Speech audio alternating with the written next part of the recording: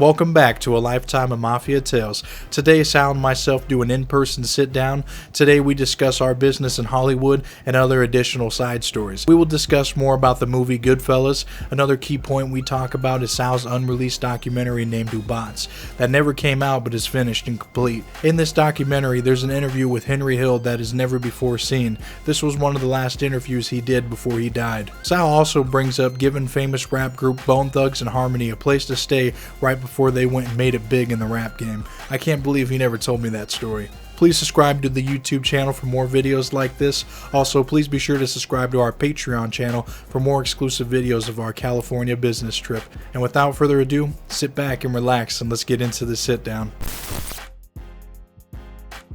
All right, we're back. Sal, we're here in person today, man. How you feeling? Good. Well, we're here in LA, Hollywood, doing some filming for a project that you've been working on with Beverly Hills, of all places. Yeah. Well, it's nice out here, man. It beats the weather where I'm from. You know, in Nebraska, it's just blizzard and all kinds of crap going on. And over here, it's beautiful, 60-degree weather. Yeah, it's like 60 out and nice. And so you're not back in Nebraska in the snow. I know, yeah. Well, it's nice to be out here and be a part of this whole project and everything that's going on, and be out here and just meet everybody that we've so been we have a production team. The producer's out of New York. His name is David Zucker, and we got two cameramen out here from Paramount, and we'll go into a studio today, and we're going to spend 2 days breaking down the popular mob film Goodfellas, and I'm going to give my opinion about the movie. Then I'm also going to give detailed information about each character, because I knew these characters 50 years ago, and the real personalities, what went on before they did the Lufthansa heist, how I met them in 1971. I met all three of those characters, and eventually, my relationship with Jimmy Burke, Henry Hill, and Tommy DeSimone, Vario, all these guys that were part of the Goodfellas movie. And in real life, they were, Ozone Park, Queens, just 10 to 15 blocks from where I lived. So I'm going to talk about my experiences with them, what happened in the early years, which was 71 to 74, my time in prison, which was 74, 75. And then when I got out of prison, I did catch up with some of those guys, and eventually in the fall of 78, I got to talk to Tommy and Paulie and Henry about the heist that we're about to do. And see, that's what makes it interesting. We've already done episodes about Jimmy, Tommy, Henry, and Paulie Vario. So now that this project has come, it's pretty cool that it's come all full circle. You living the life of knowing all these people. Yeah, we talked about all those characters on our podcast. However, we didn't talk about their relationship for the Lufthansa heist and what really happened back in those days.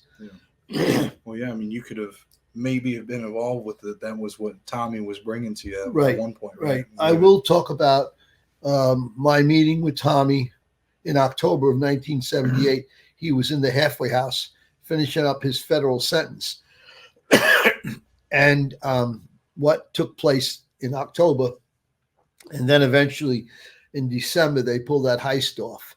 And my reluctance to associate with him, because it was pretty much known in and around the mob that he killed my best friend, Foxy Girotti. So we'll talk about all that today. Yeah, it'll be really interesting. And this is, for the people watching this, whenever this may come out, we haven't done the recording. We've been here in LA for Sal's been here for a day. I've been here for 2. So we're going to do the filming today. So this is our, behind the scenes before we go out there and actually do this. So this is the first day in LA. We'll be here 3 days. And now David Zucker out of New York will put together all this footage and then edit it down. And eventually we're thinking that this could possibly be a weekly television show about crime, organized crime in America, mostly mob crimes, and how I looked at it then, how I look at it now, my relationship with Hollywood and it should be interesting for all our viewers who love this stuff. Well, yeah, I mean, we really, like I said, with the Tommy one, we got 100,000. The other Tommy, Roy DeMeo, where we compared the two, that one got a lot of views, and so did the Jimmy Burke, Henry Hill. I think they're at 50,000 or so now, 30, maybe 30, 40. Maybe I was looking the other day, but there's still a lot of interest for these guys, and this is what you say 30, 40 years ago, 50 years ago, right now. Well, I mean, it was in the 70s, so that's already 45 to 50 years ago. And it is a piece of history. Not a lot of guys left to talk about the inner workings of the Jimmy Burke crew and what they did and how they got away with all kinds of things over the years. And eventually, Jimmy Burke wasn't even convicted of this Lufthansa robbery. He was the mastermind of it. But it was interesting how he eluded, the prosecution of it. Yes, he was convicted of other crimes. And of course, my 35-year-old friendship with Ed McDonald, and he was the prosecutor in the Goodfellas movie, and how he put Henry Hill and his wife Karen in the witness protection program. But I became friends with Ed McDonald over the years, even putting him in my movie, The Sinatra Club. So till today, after 37 years, we're friends, and he's writing a book. So I'm sure we'll get him to come on our podcast. Well, and what we watched last night was you had the video of, the Ubot's documentary. People have been asking about that, and that's another thing that, we're, just, I don't know, it'd be nice to somehow get that out there eventually, but I watched it, and there was a lot of good stuff. This clip, in 2009, when I did the Sinatra Club movie, one of the investors for the movie put up about $100,000 and hired this guy, David Murphy, to do a documentary on me, a lifelong documentary. Well, he spent about a year doing it. Then it was screened at the Newport Film Festival. And of course, my friend Bill Mencken, who's been on our show. I just met him last night. Or the other night, 2 nights ago. and Joey Bubbles, Bubbles, they were at the screening of the Ubot's documentary at the Newport Film Festival. There was a couple of hundred people in the audience. And after the screening, I got up and I answered questions for over an hour. So there was a lot of interest then. And that was, that's almost 15 years ago. Mm-hmm. So we have the footage. I found the DVD of it.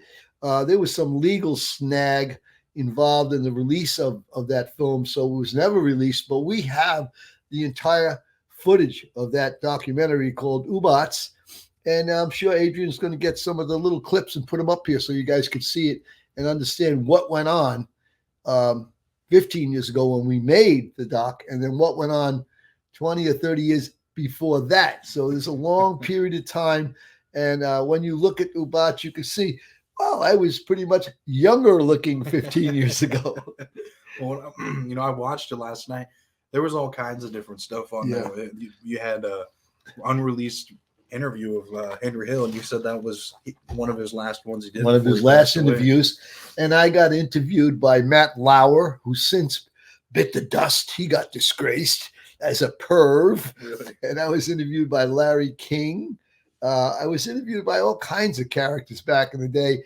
Then I had some friends that were professional race car drivers. They were interviewed at the end of the documentary. So there's a lot that went on. And, for some of the people who see our footage on a podcast, some of them will question, there's no way he could have did this, that, the other thing, knew all these people.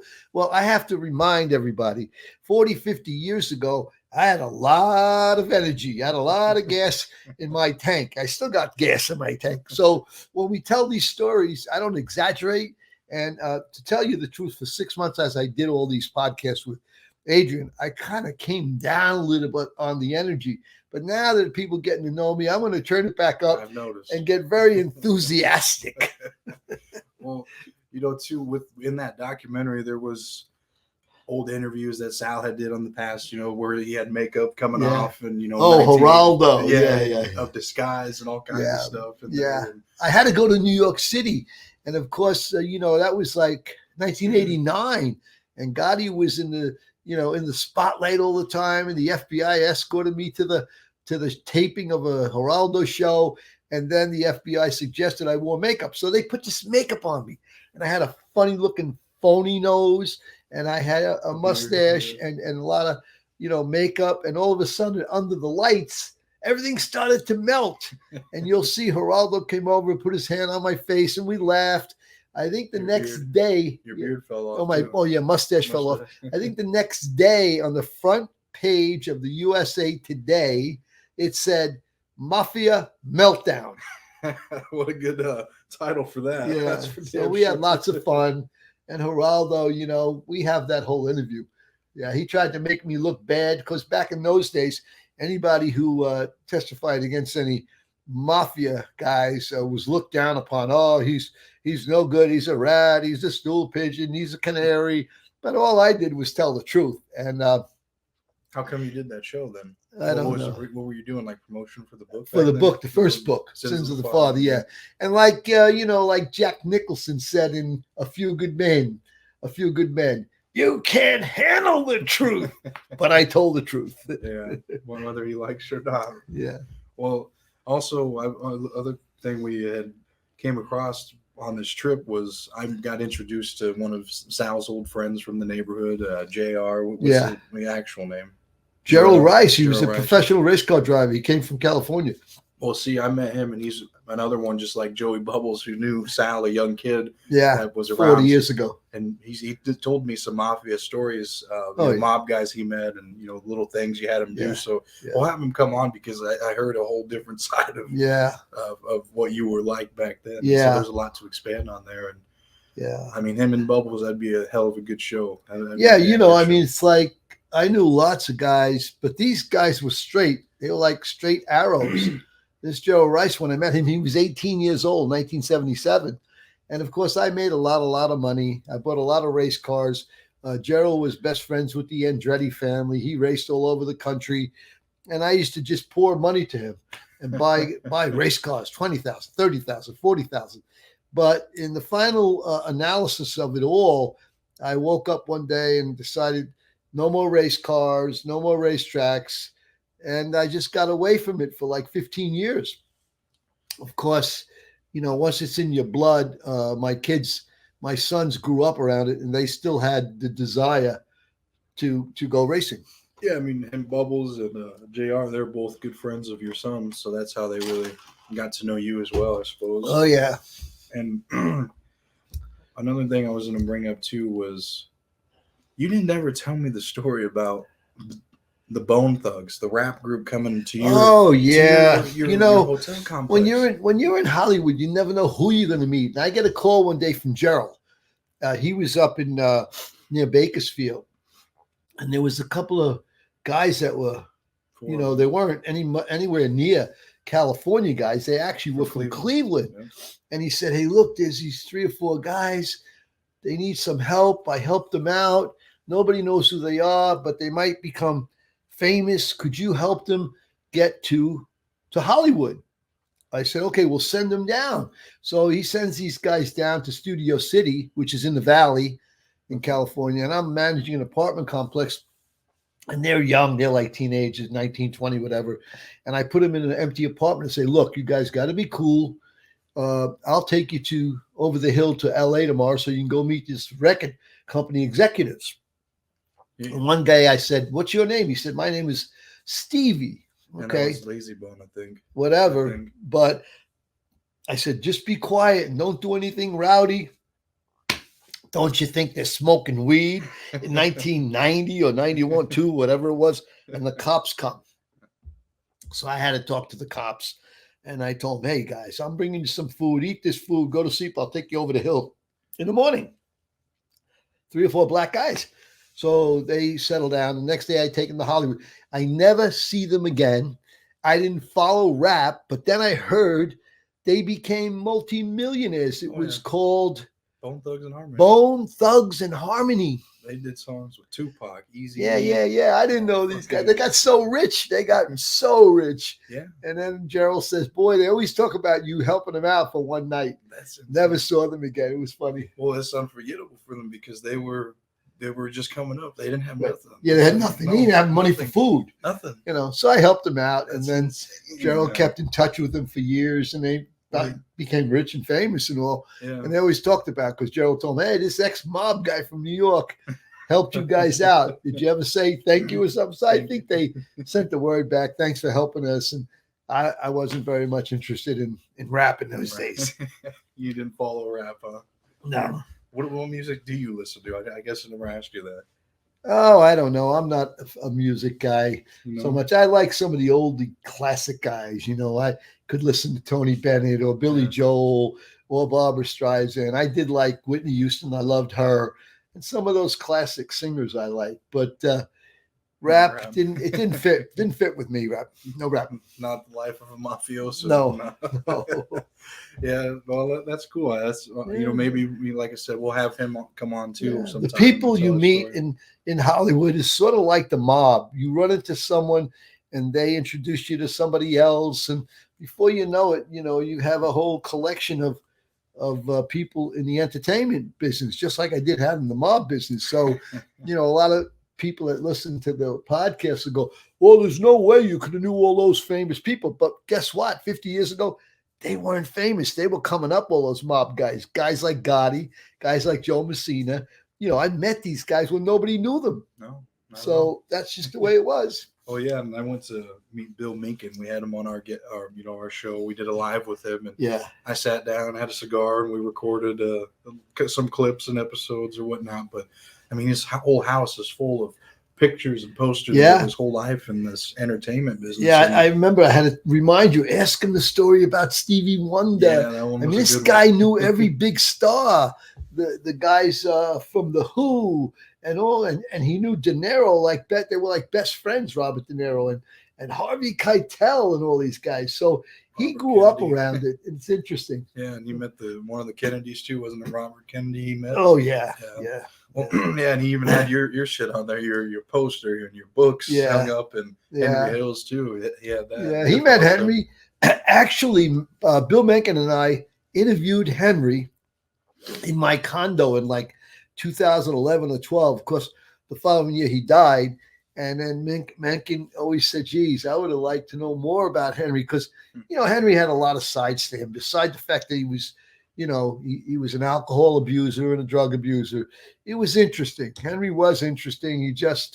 I had to feel sorry for him because he was an addict. That's how I finally finished out with him.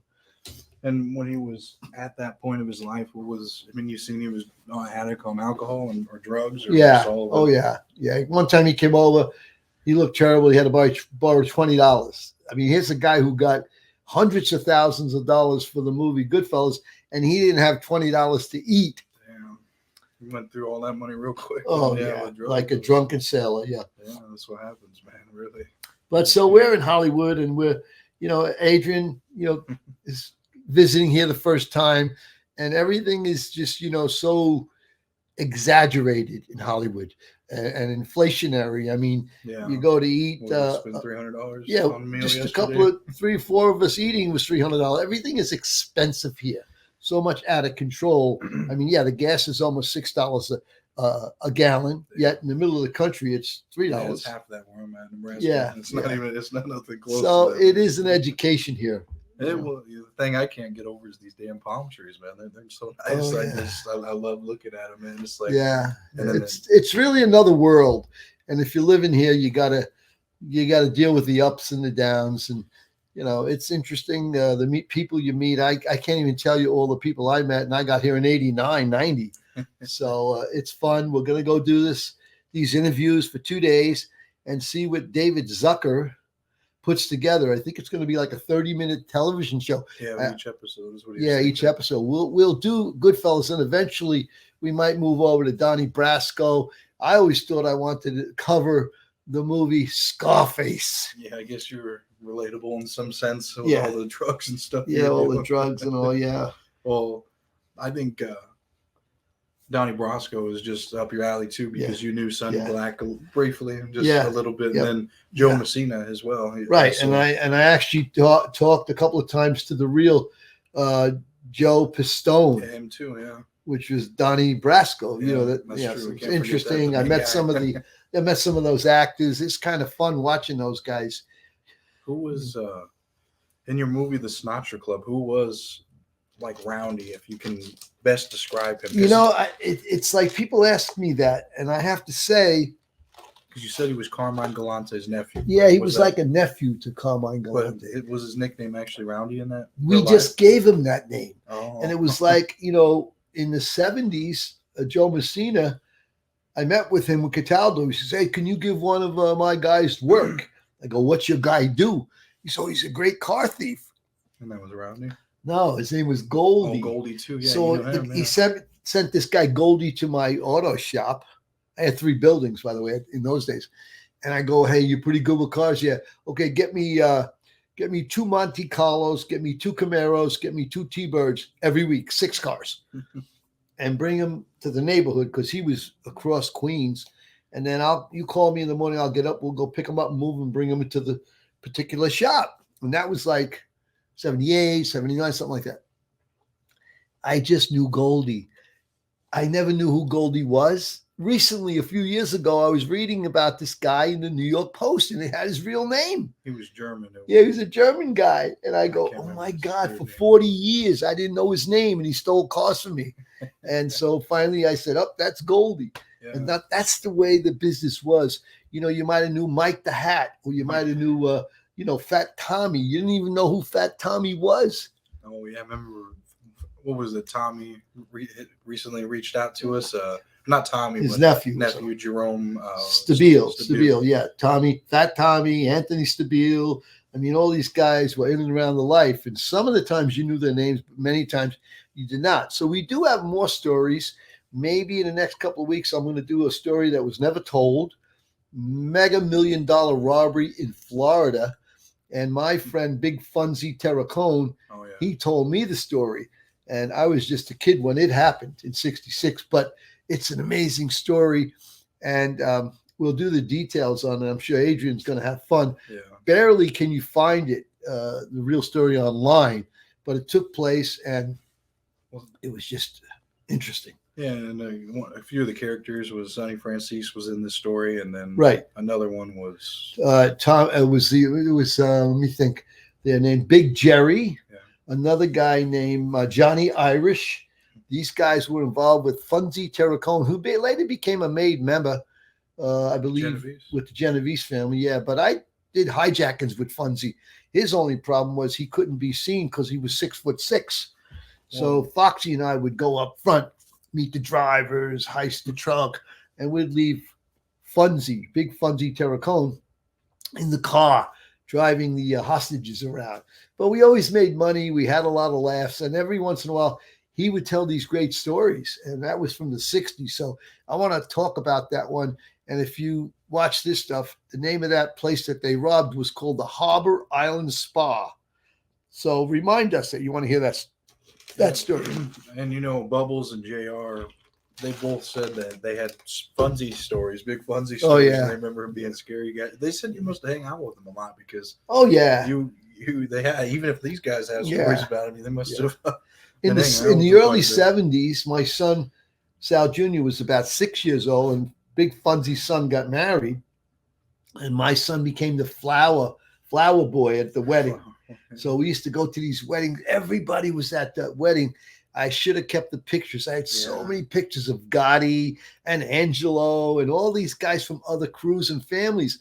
But when we went into the witness protection program, the government made us throw everything away. I had saved things. I had saved things from Sinatra Club, because nobody really knew much about the Sinatra Club. And the difference in the Sinatra Club location that I had was we had one of the few places that was locked, and they had double doors. All the other, mob clubs in New York, all over the Ravenite and the Bergen and Jimmy Burke's place, they had open doors, and you could go walk in and out like there was nothing going on illegally. But in the Sinatra Club, we had a door that was locked, and then an inner door because we had cash on the table. So, there wasn't much written ever about the Sinatra Club. Had I not did the first book, Sins of the Father, with a guy named Nick Taylor, nobody would have mentioned the Sinatra Club. But it was a real place, and there's always this question of, how come nobody knew about it? Because we kept it secret. And on your Ubot documentary I watched last night, it had the old location Right, that you went right. to, and then Yeah. last year you went there too. Yeah, And it was yeah. all different again from 18 Yeah, years. it So showed it's the changed a lot. front of the place, and there was some people who knew about it. Yeah. And I asked the public if you could find a guy named Tommy Block out of Brooklyn. This guy lived to come to the Sinatra Club, and he worked. He was a truck driver. So yeah, they were some straight guys, not all criminals and mob guys there, but they came, and it was like the Disneyland of the mob. I would imagine so.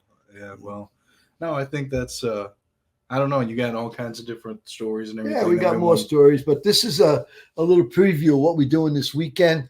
Hopefully tomorrow we'll be at the studio and we'll let you guys see. Well, Adrian will take some footage as I'm being interviewed. Yeah. And I'm talking about the Goodfellas movie. I'll be dressed differently in the cameras and the lights.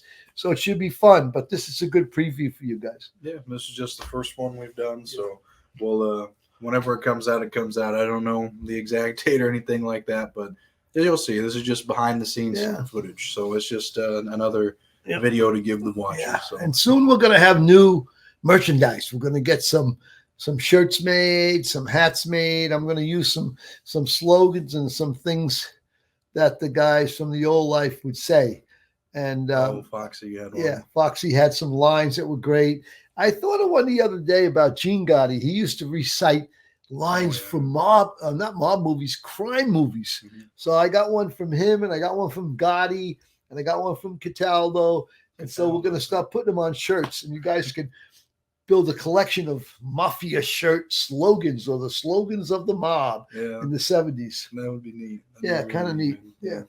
Well, you got anything else before we go out we'll keep you posted tomorrow. Watch tomorrow. We might be live from the studio. I hope you all enjoyed Sal and my first ever sit down in person. We discussed a lot of different topics and stories today, but they're all informative to all of our viewers. Please comment any key takeaways that you got from this interview. Please share it with anyone that you think will enjoy this type of content. Also, please be sure to subscribe to the YouTube channel for more videos from me and Sal. Furthermore, please subscribe to our Patreon channel for more exclusive videos from Sal and myself that we don't put on YouTube.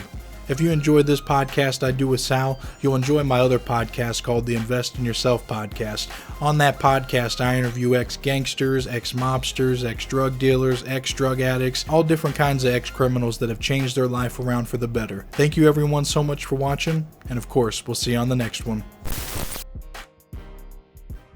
If you would like to support our podcast, we got a few items that you can purchase. All of these items can be found in the video description below. The first one is Sal's book, The Sinatra Club. You can get this personally autographed by Sal. The next one in our hottest seller is the 1972 Sinatra Club playing cards. Back in Sal's Mafia days, he opened up his own social club named the Sinatra Club. Many mobsters would come to this club, even when there were all-out wars going on between different families. They would come to the Sinatra Club and play cards. Some of the mobsters that played with these cards were John Gotti, Dominic Cataldo, Tommy DeSimone, Foxy, Jimmy Burke, Willie Boy Johnson, Tony Roach, Henry Hill, Joe DeFede, Danny Fatico, Gene Gotti, Peter Gotti, Joey Scopo, and many more. We're selling each one of these cards for $10 a piece. These cards are limited, we only got 1,000 of them. The next item is an autographed picture of Sal from his Mafia days. Another item is the Dinner with the Mobster card. You can get this autographed as well. This was an event that Sal had hosted in the past. We also got the Ubot's production ticket from an event that Sal had hosted.